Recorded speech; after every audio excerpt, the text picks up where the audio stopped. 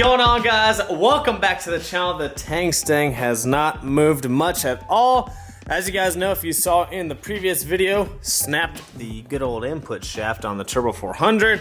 So we're waiting on some new parts so we can get this fully rebuilt. So I did decide that we're gonna completely tear this apart and refresh everything in the inside. We're gonna upgrade the input shaft, upgrade the clutches. Pretty much everything is gonna be upgraded to the next level on this Turbo 400. So now it should be able to hold upwards of 1700 horsepower, but that will come in another video. So just waiting on some parts on that. And something over there came in for the Mustang, but other than that, the Mustang is kind of just sitting for a little bit here. Hopefully in the next week or two, we will have the parts and then we get the Turbo 400 rebuilt, get it back in the car, and we can get back to racing. So now, by the title, let's just get a few things straight. I'm not a huge Ford fanboy, although I do drive a 2018 Mustang and a Ford F-250. Anyways, I've had plenty of vehicles before. I've had like 30 plus vehicles, so I'm in no way, shape, or form a huge Ford fanboy, but I do prefer Fords. But let's keep the conversation going. So today's video is about the Coyote, the new generation Coyote versus the tried, true, tested, cheap LS that you can run fours on with a stock bottom end. So if you guys don't know, this 2018 Mustang does hold the overall stock Coyote record, which you may think is not that fast when you compare it to LS times, but we're gonna get into those details in just a second. But it did go 820s at 163 miles an hour on a completely stock bottom end, no head studs, no head gaskets. I mean, it had them, but they're OEM. So OEM head studs, OEM head gaskets, nothing was ever torn apart. It did even have stock oil pump gears. So if you guys don't know, Coyotes, a big thing that's a failure on these from over revving, from getting on the two-step, is the oil pump gears will go out. So typically people upgrade the oil pump gears, sprocket, all that good stuff on the front end of these engines, but I never opened mine. Now, mine is currently a sleeved and O-ringed bottom end from RPG Engines, but it did go 820s on a completely stock motor, which was really cool. Now, the car could have probably gone a little bit faster. I don't know if it would have gone into the 7s in this particular car, but that's what we're gonna get into. Imagine if you took the setup that I had in this car. I had a Turbo 400, I had a single turbo, it's upgraded now, but it was a 76 millimeter before, and a completely stock engine Gen 3 Coyote, okay? Just a fuel system, turbo 400, completely stock rear end, so it's a stock super, they call it the Super 8.8, but still IRS suspension, nothing crazy about the suspension, just some BMR products and some Viking products. But anyways, imagine if you took that setup, the engine, trans, turbo, and put it into something lightweight like a Fox body. So when I went 820s, the car I think weighed around 3,700, somewhere in there, 3,700 to 3,800 race weight.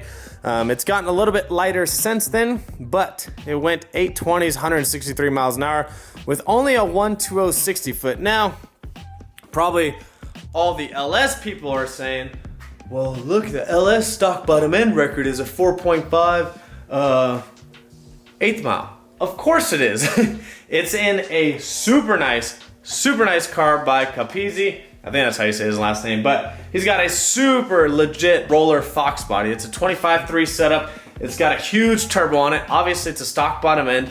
It's not stock heads. It is an amazing build. I'm gonna post a video here.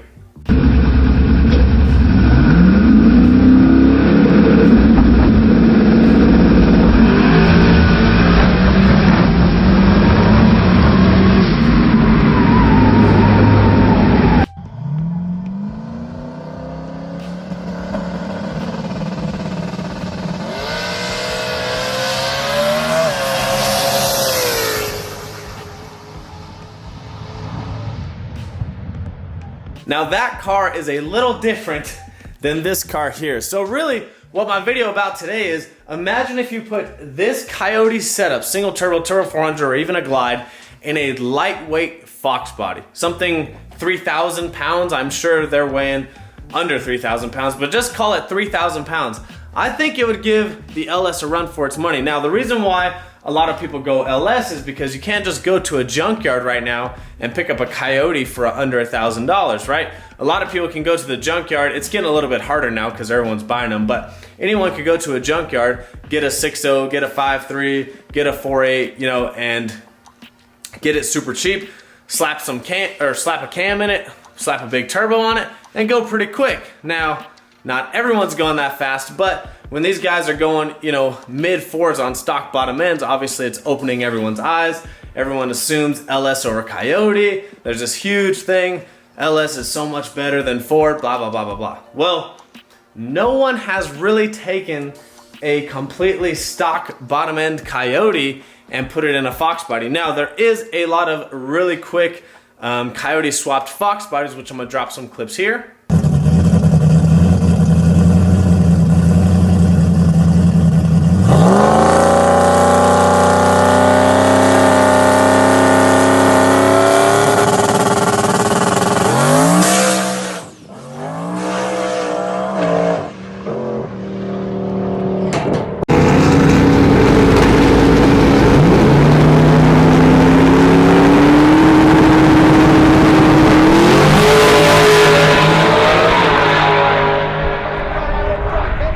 Those are some really legit 4-second Coyote Fox bodies, which are freaking badass if you ask me. I think it's really cool. You know, it's obviously these LS builds, there's nothing against them. I think they're awesome. Joe's car is awesome.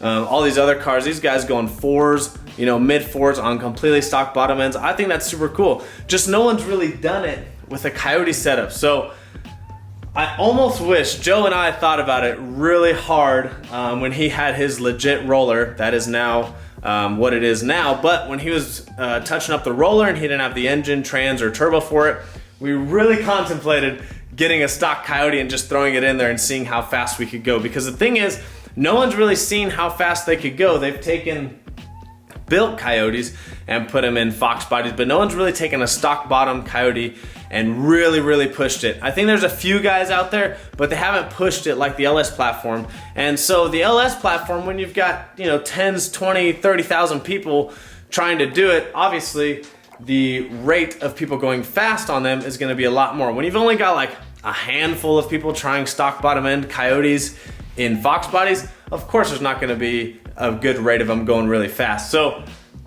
I really urge someone that has some extra money to get maybe a Gen 2 or a Gen 3 Coyote, put a big single turbo on it, put a good fuel system in it, upgrade the oil pump gears, sprocket, put a turbo 400 or a glide, and just let that car go and see how far you can push it. And obviously these guys that are running really fast times on stock bottom ends, you know, they're replacing them sometimes. So it would just be really cool if someone would see how far they could push a stock bottom end Coyote in something like a Fox body. You know, something like this car, it's not really set up to go that fast. You know, it's got IRS suspension. They weigh upwards 3,600 pounds. It's really hard to get these newer gen Mustangs really light. So if you think 820s in this car around 3,600 to 3,700 pounds with a stock rear end and IRS suspension, that's pretty legit. Now, that's what I'm saying. Imagine this setup in, you know, a straight axle Fox body, super lightweight. I mean, you could go some legit times. So we figured my car, when it was going 820s, it was making around 1,100 to the wheels. You don't need that much power to really go fast if you've got a lightweight, legit chassis. So if anyone watching this has some extra money and wants me to do it, I will totally do it. I don't have the extra money to do it. But I would love to build a legit like 25.3 roller Fox body, preferably a 4i, because I really like the 4i's, and throw a stock bottom end Coyote in it. We'll do oil pump gears, all that good stuff on the front end.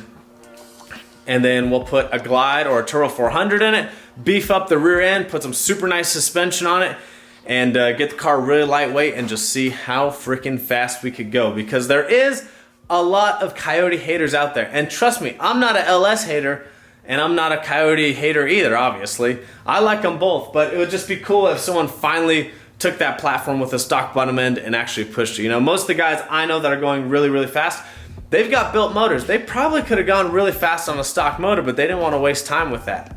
So another thing why you don't see as many built Coyotes is our only option is to sleeve the bottom end or to go straight to a billet block. No one makes an aftermarket casting for a Coyote. So really, once you get upwards of like 16, 17, 1800 horsepower, really your only option for longevity is to go to a billet block. Billet blocks are 10 grand. You know, companies like Dart, 427 LSX motor, those are all aftermarket blocks technically, and no one makes something like that for a Coyote. And it's because the Coyote, you know, it's a little bit newer. It is a newer generation, so hopefully in the future, someone will start making something besides billet blocks that are a little more affordable, attainable, and then maybe more people will build Coyotes. Plus, Coyotes are starting to get down in price now that we're on Gen 3. So you can get a Gen 1 and Gen 2 Coyote pretty inexpensive these days. So I think, I've heard a lot of people talk about it, but I think you'll start to see some more Coyote swaps in vehicles. I'm starting to see them in trucks. You're starting to see them more prevalent in Fox bodies, SN95s, new edges, things like that, which is really cool. So I think we're gonna start to see some really, really legit times. If someone would just throw a stock bottom end Coyote in a Fox body, I think it would be super legit. Eventually, I would like to build a Coyote Fox body. That's kind of like my dream build. I love where this car is going right now. The only thing's really holding me back is obviously the transmission's broken, but the only thing's really holding me back from this car is without going like complete race car on this thing. If you guys know, it's still got all stock body panels. It's got no carbon fiber on the outside. But without going like complete race car, you know, tubed front end, everything carbon fiber, Lexan windows, without going like complete race car, this thing's still pretty heavy. You know, even if you did all the Lexan and the carbon fiber, the car's still gonna be over 3,000 pounds. It's never gonna be under 3,000 pounds like a Fox body. And then you run into the issue that the car still has IRS. Now, a lot of class racing, pretty much anywhere you go, a lot of like True Street and Outlaw Street classes require stock style suspension. So since this car is an IRS car, it does not, if you went to a straight axle, it would technically not be able to race in stock style suspension classes. It would put you in a small tire class, and this car doesn't really belong in a small tire class. So once I get the Turbo 400 built, that's kind of my next thing that I have to figure out. Do I want to put a 9-inch IRS rear end in the car, or do I want to chop it up and do a straight axle? Because the only thing is, with an IRS car, I know Mark Carlisle, that's a totally different platform. He's in a Corvette and he goes super fast to the 60 foot, and he's still IRS. But with the Coyote, no one's going crazy fast 60 foot times with IRS. I know John Lund Jr., they've gone teens to the 60 foot, but high teens. You know, no one's going, you know, 110s, 111s to the 60 foot in an IRS Coyote that I know of. I may be wrong, but it's not really popular right now. So you can do like a 9-inch IRS, but people still break half shafts at that point. So that's kind of where I'm at with the car. Is I'm gonna get the transmission rebuilt here in the next week or two, and then I've kind of got to decide what I'm gonna do about the rear end, because I still do have a stock diff. I have upgraded axles, but I still have a stock diff. So I've either got to go 9-inch, or I've got to cut it up and do a straight axle. But then again, you can't race in most True Street or Outlaw Street classes because it would no longer be considered stock style suspension. So anyways, back to the main part of the video. Someone please throw a stock bottom end Coyote in a Fox body and push it to the absolute limit. See, that's the thing. People are out there buying LSs, throwing huge, massive 107 turbos on them and seeing just how fast they can go in a Fox body, because they're all chasing the stock bottom end record, which I think currently is like a 453 or something like that. Whatever Capizzi went, he's a stock bottom end 5.3. Someone needs to do that exact same build, exactly like his, but with a stock bottom end Coyote, just to see how far they could push the Coyote platform, because I guarantee the Coyote is gonna go either faster or same times. The only downfall of the Coyote is if you have like an aluminum 5.3 versus a Coyote, the Coyote is obviously gonna be heavier, but the Coyote can rev a lot higher, and it's got higher compression, meaning it can make more power on less boost. So it'd be really interesting to see. But I'd like to see someone take a stock bottom end Coyote, do head studs, head gaskets, do the valve springs so it doesn't get valve float, and just see how fast they could go. That's the thing. So all these guys that have these stock bottom end LS records, We actually have a local guy Jack, who has the stock bottom end 4.8 record. They still have cams in them. So they're doing an upgraded camshaft, valve springs, retainers, obviously. I think his heads were stock, but he did have an upgraded cam. I went this fast on stock cams. We've got 4 cams in these cars. So yeah, someone could even spec out the perfect cam profile for these cars for a turbo application, and just see how far the stock bottom end could go. So you guys comment down below. I think this will be a good thread, good comment thread for people to, I already know what the LS haters or the LS lovers are gonna say about the Coyotes, and I kinda already know what the Coyote guys are gonna say about the LS guys, but let's see what you guys think down in the comments below. Hopefully you guys enjoyed that video. Some updates coming on the Tangstang soon. We should be back up and running within the next week or two. I got a few other surprises for the car, but we should be back up running in a week or two. Once we get the parts in for the transmission, we can get it rebuilt, get it back in the car, get back to racing, and hopefully have a summer full of racing. Hopefully you guys enjoyed this video. As always, hit that subscribe button. I will see you guys on the next one.